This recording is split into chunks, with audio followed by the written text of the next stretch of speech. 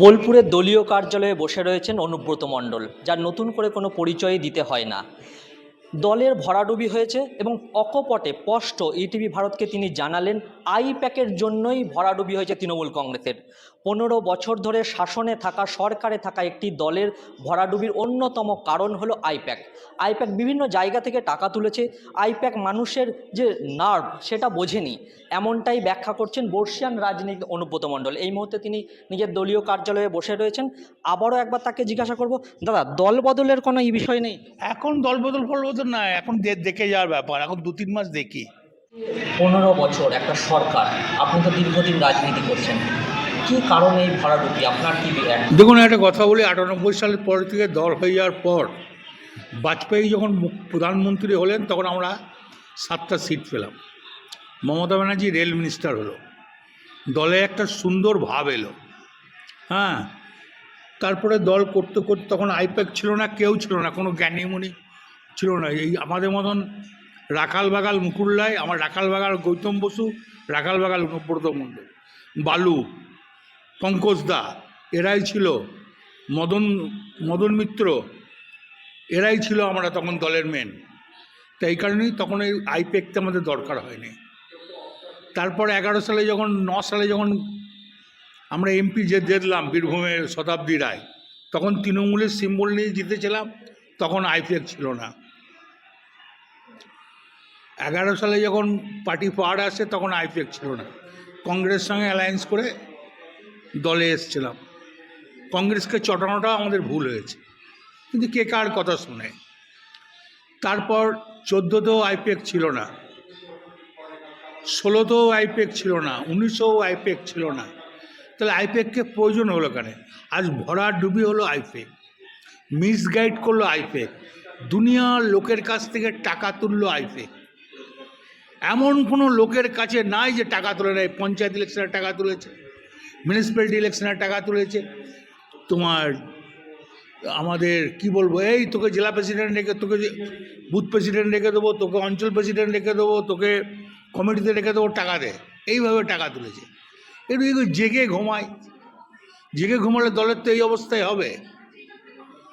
দল সংগঠনের দল চলে, আইপ্যাক নিয়ে। একটা ইউপির লোক সে কি মোড়ারে বুঝবে, একটা বিহারের লোক এখানে কি বুঝবে তোমার লাভপুরের ঘটনা। 100 আইপ্যাক আসতে ক্ষতি। বর্তমানে যে রাজনীতি আপনি দেখছেন, সারাক্ষণ দেখছেন, অনেক তৃণমূল ভেঙে চলে গেছে, মমতা বন্দ্যোপাধ্যায় কার্যত একা, এই বিষয়গুলো কীভাবে ব্যাখ্যা করবেন মনে হচ্ছে? দেখুন, মমতা ব্যানার্জি একা হয়েছে, খারাপ লাগছে। কেন? মমতা ব্যানার্জিকে ভালোবাসতাম আমি, কেন অনেকজনাই ভালোবাসতাম, কিন্তু মমতা ব্যানার্জি শেষ দিকে কার পাল্লায় পড়লো আমরা বুঝতে পারলাম না। যেমন এবারে যেমন আমাকে ভোটের দায়িত্ব দেয়নি, আপনারা জানেন নিশ্চয়ই। কোর কমিটির মিটিংয়ে বলছে আপনি ডাকলে, কোনো এমএলএ ডাকলে আপনি যাবেন। তাহলে আমরা একবারই আমার ভোট করতে যাওয়ার দরকার কি আছে? ওই জন্য আমি এবারে সেরকম ভোট করি নাই। তো সেটা আমাদের কর্মীদের দোষ হতে পারে, আমি বলতে পারবো না। ওরা খেটেছে, জিতেছে, ওরা পরিশ্রম করেছে, জিতেছে, কিন্তু আমার কোনো দায়িত্ব দেওয়া হয়। কোর কমিটির মিটিংয়ে রেজুলেশন আছে তো, কোর কমিটির মিটিংয়ে বলেছিল, আমি প্রশ্ন করেছিলাম তাহলে আমার কি ভূমিকা, যদি যেখানে এমএলএ ডাকবে যাবেন, এটাই ভূমিকা। বর্তমানে এই যে দুটো এমপি বীরভূমে, যারা আপনার হাত ধরেই জয়লাভ, তারাও অন্যদিকে, কীভাবে দেখছেন? সবাই যেদিকে যাবে তারাও গিয়েছে, অন্যায় করে নেয়, খারাপ তো কাজ করে নেয় কিছু। তারা বিজেপি করে না, বিজেপিকে তারা আলাদা একটা ফন্ড করছে। অনুব্রত মণ্ডলের রাজনৈতিক অবস্থান এই মুহূর্তে কি? দেখুন, অনুব্রত মণ্ডলের রাজনৈতিক অবস্থান এর মধ্যে ঠিক আছে।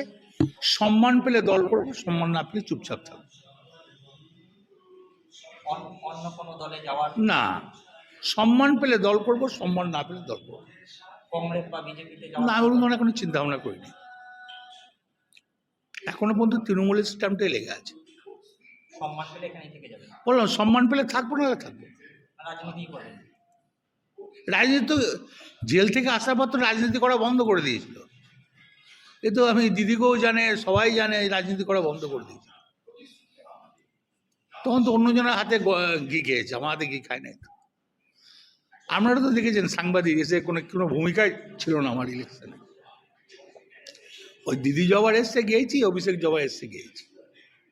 এই জেলার মধ্যে একমাত্র আপনি তৃণমূল নেতা এখনো অবধি দলীয় কার্যালয়ে বসছেন, বাকিদের দেখা যাচ্ছে না। দেখুন, দলীয় কার্যালয় এটাকে আমি ভাবি না, এটা একটা ভাবি মন্দির, এটা একটা মন্দির ভাবি। আপনার হাতে করা কারণ এটা বহু পুরনো, আর আমি সিপিএম তাড়িয়েছি, মানুষের পাশে থেকেছি। এটাকে আমি কোনো সময় কার্যালয় ভাবি না, এটা মন্দির ভাবে বিকাল একবার করে আসি। মমতা বন্দ্যোপাধ্যায়ের দীর্ঘদিনের সঙ্গী, কোথাও কি একটু খারাপ লাগছে? 100বার মমতা ব্যানার্জির জন্য প্রচণ্ড খারাপ লাগছে, ভদ্রমহিলার দিকে দেখলে কষ্ট হচ্ছে। সেই কি ছিল দল আপনি? আমি কেন, যতগুলো এমপি বেরিয়ে গেছে তাদের জিজ্ঞেস করলে তারাও একই কথা, যতগুলো এমএলএ বেরিয়ে গেছে বলে মমতা ব্যানার্জিকে জন্য আমরা আছি, সবাই বলবে। মমতা বন্দ্যোপাধ্যায় কংগ্রেসে যেতে পারেন, একটা জল্পনা তৈরি হয়েছে। তো দেখ, সেটা আমি শুনি নাই, সেটা নিয়ে আমি কোনো মন্তব্য করব না। আমরা তো কংগ্রেসে ছিলাম, মমতা ব্যানার্জি তো কংগ্রেসে ছিল।